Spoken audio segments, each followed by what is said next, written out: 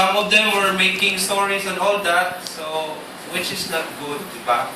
We are here as a group kayo atong medium atong motor as rouser. So nahitabo nagkalain na. So okay. So without further ado, I'm gonna read the CRC or RCI guidelines. So para din sa mga newbies or mga, we call this, mga aspirants. So steps on how to become a member. First step.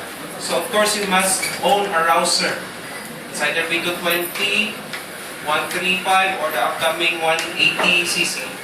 So you have to have a CR registration or a CR. Must be applicant's name. Imuha dapat nga with immediate family name, agreement, and deed of sale, and proof na that motorcycle is registered to you. Okay?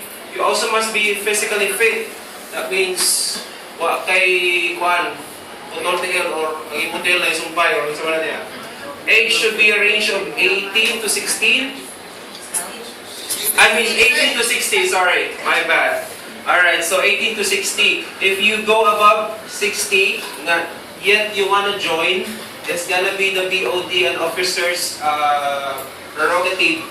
Depende sa imong kuan, sa imong nga physical condition ba. So dihan na siya mag-fall. And of course, you have to have a driver's license. May it be proof or proof. Dili pa down student ha kay kuan, okay? So above 60 years old, number 6, there is a step 1, will be properly evaluated by the officers. Again, depending on the physical condition. And last